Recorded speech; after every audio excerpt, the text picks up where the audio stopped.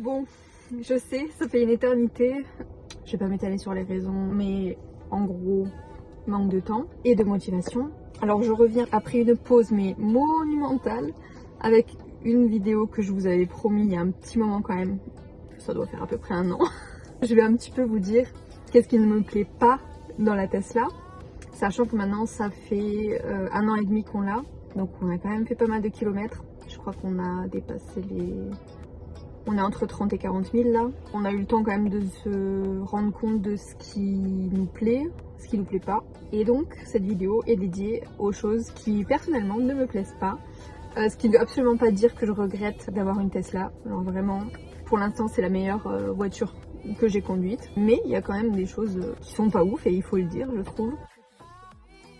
Je suis pas experte en automobile, ni en Tesla. Moi, je vous donne juste mon avis en tant que madame tout le monde qui utilise sa voiture et qui voit les trucs qui lui plaisent pas, c'est tout. Donc, en partant de ce postulat, on va commencer par le premier point qui me gêne, c'est le fait qu'il n'y a pas de poignée pour se tenir. Bah là, vous voyez, il n'y a pas les poignées de mamie là, ou les poignées de personnes stressées qui sont à côté du conducteur. Et bah, on n'a pas. Et je trouve que ça manque et je suis pas la seule d'ailleurs, enfin, j'ai plein de gens qui étaient en mode wow, c'est chiant et tout avec la Tesla, on peut même pas se tenir. Alors oui, c'est pas indispensable, on est totalement d'accord, mais moi je trouve que ça manque et je sais pas, c'est un confort donc, qu'on a l'habitude dans d'autres voitures qu'on n'a pas ici. Ensuite, un autre truc qui me gêne, c'est qu'on n'a pas d'étui pour mettre les lunettes. Bon, après, du coup, j'en ai acheté un qui se clipse. Je trouve que ça serait quand même plus pratique d'en avoir un là. C'est pas non plus hyper problématique, mais moi, ça me manque. Ensuite, prochain truc que je trouve par contre plus problématique, c'est les essuie-glaces. Je trouve que leur fréquence automatique est pas adaptée en fait. Moi, j'ai l'impression que je vois plus rien sur la vitre. Et ça met 3 plombes à capter qu'il y a de l'eau. Et ouais, je trouve que ça s'adapte pas en fait correctement. Je trouvais que par exemple dans la Ford Focus qu'on avait avant, alors que Dieu sait que franchement elle m'a saoulée cette voiture, mais je trouvais que le tempo des essuie-glaces était beaucoup plus adapté. Là vraiment je suis obligée à chaque fois de manuellement redoser la vitesse parce que je trouve que ça me convient pas du tout. Après ça s'est un petit peu amélioré avec les updates, mais honnêtement je trouve que c'est pas parfait. Voilà. Peut-être que je suis trop exigeante, je sais pas. Ça reflète pas le reste du confort dans cette voiture en fait. Je sais pas si vous voyez ce que je veux dire. Ensuite, il y a un autre truc qui me gêne, c'est les phares. Je trouve que ça détecte pareil pas assez vite quand est-ce qu'il y a une voiture en face. Je trouve ça aussi dommage qu'ils aient pas intégré le fait qu'il y ait qu'une partie des LED qui s'éteignent pour qu'on continue à avoir quand même une vue d'ensemble. Alors je sais plus comment ça s'appelle ça. On avait ça pareil sur la Ford Focus et ça c'était vraiment pratique. Ensuite, un autre point qui est un peu gênant, c'est par exemple, donc nous on a mis notre compte Spotify automatiquement sur la voiture, ce qui fait que quand on rentre dans la voiture, j'ai ma musique dans mes écouteurs, je rentre dans la voiture, la musique vient automatiquement via les haut-parleurs de la voiture, donc sur ça c'est super cool, il n'y a aucun problème. Par contre, qui est con, peut-être que je suis trop bête et que je ne sais pas gérer ça, mais pour moi c'est un problème. Si je vais écouter un message vocal par exemple, le son ne sort ni de mon téléphone, ni des haut-parleurs de la voiture. C'est-à-dire que du coup je peux pas écouter des messages dans la voiture. Du coup je suis obligée d'éteindre mon Bluetooth de mon téléphone pour pouvoir écouter des messages audio à l'intérieur de la voiture. C'est inutilement compliqué. Alors que par exemple dans ma voiture de fonction, c'est une Kona électrique, je rentre dans la voiture, ça se met automatiquement et je peux aussi écouter mes messages audio via la voiture. Et ça je trouve ça fou qu'une voiture aussi nulle entre guillemets qu'une Kona arrive à gérer ça directement sans que j'ai rien à toucher sur mon téléphone ni sur la voiture, et que dans la Tesla ça pose des problèmes. Là je suis en train de charger, il y a une autre Tesla qui vient de se garer juste à côté, c'est trop gênant.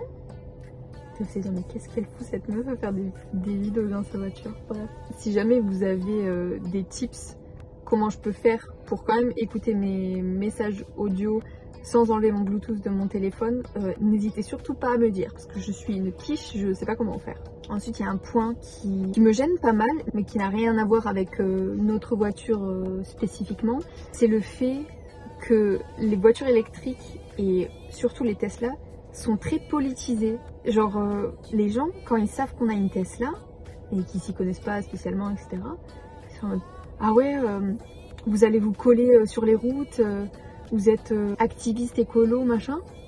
Bah non, genre On a juste une Tesla parce que c'est cool, parce que c'est une super bonne voiture, parce que on pense que l'électrique c'est cool, mais c'est en aucun cas une position politique. Je trouve ça fou que on se fasse pointer du doigt parce qu'on a une voiture électrique. Genre vraiment, ça me dépasse. Je sais pas, je trouve ça un petit peu con qu'on catégorise comme ça, sans raison quoi. Chaque fois qu'on allait à des festivals ou quoi, il y avait des gens qui nous insultaient carrément parce qu'on avait une voiture électrique. Genre, ça n'a aucun sens. Prochain défaut de la Tesla, c'est au niveau de l'aération.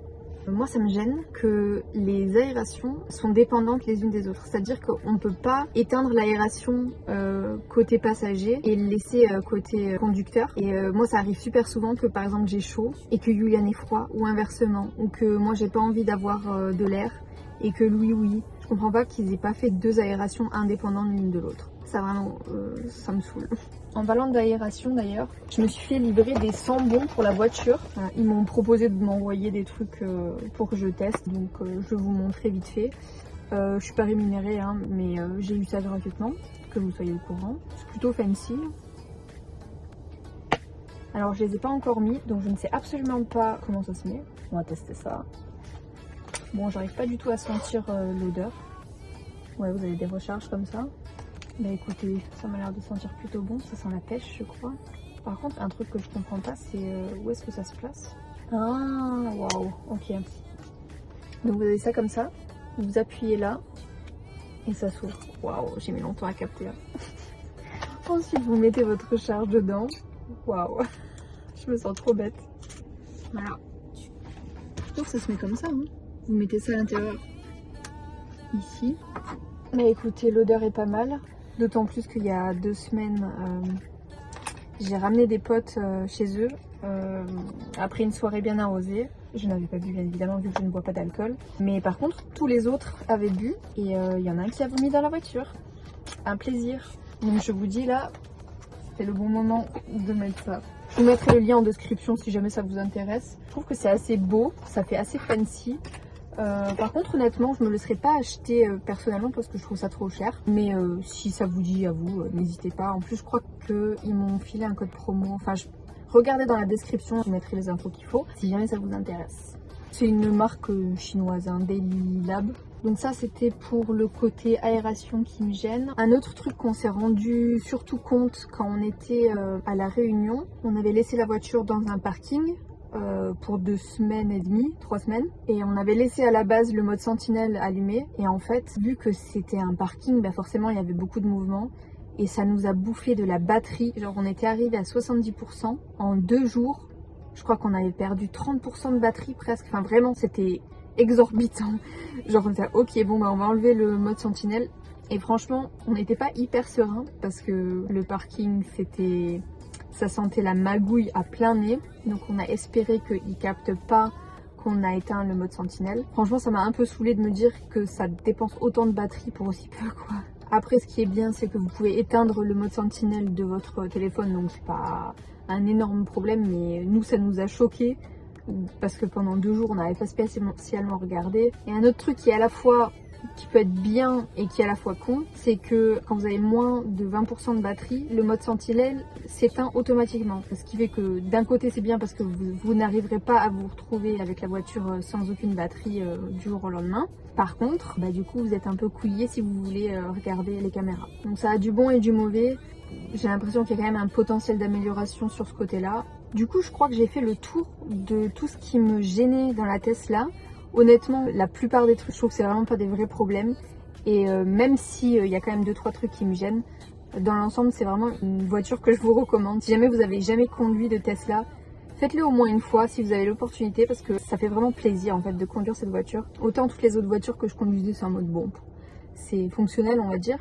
Mais je sais pas, moi ça me fait vraiment plaisir quand je suis dans la Tesla. C'est vraiment un plaisir de conduire avec ça en fait. D'ailleurs si jamais vous prévoyez de vous acheter ou de leaser, je sais pas si on dit ça comme ça mais je crois que oui, une Tesla, n'hésitez pas à utiliser un lien de parrainage, soit d'une personne que vous connaissez qui a déjà une Tesla, soit vous pouvez utiliser mon lien de parrainage. Vous ça vous coûte rien de plus, mais en fait ça fait dire à Tesla grâce à qui entre guillemets vous avez décidé de vous acheter une Tesla.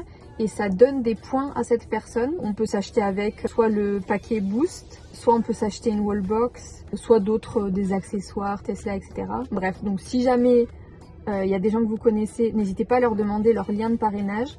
Sinon, vous pouvez utiliser le mien, ça me fera toujours plaisir. N'hésitez pas à me le dire d'ailleurs si vous utilisez mon lien, que je puisse vous remercier. Et voilà, écoutez, je vais vraiment essayer quand même de revenir de temps en temps. Je voulais éventuellement aborder le sujet de qu'est-ce que ça fait de passer d'une Tesla à une Kona, parce que pendant presque un an, j'ai roulé que la Tesla. Et après, je suis passée à une Kona, même si je roule toujours de temps en temps la Tesla. Et je trouvais que ça pouvait être éventuellement intéressant. N'hésitez pas à me dire si ça vous intéresse ou si vous avez d'autres idées de vidéos que je puisse faire. Sur ce, j'ai hâte de voir les commentaires de hate pour je ne sais quelle raison. Mais autant au tout début de ma chaîne, je stressais sur ce genre de trucs.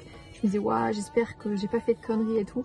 Là maintenant, je me délecte, ça me fait trop rire. Surtout qu'en général, c'est des gens qui ne réalisent pas qu'ils me donnent de la visibilité en mettant des messages. Et bien évidemment, ça me fait aussi super plaisir les gentils commentaires parce que la communauté de Tesla, vous êtes hyper bienveillants, c'est un truc de ouf.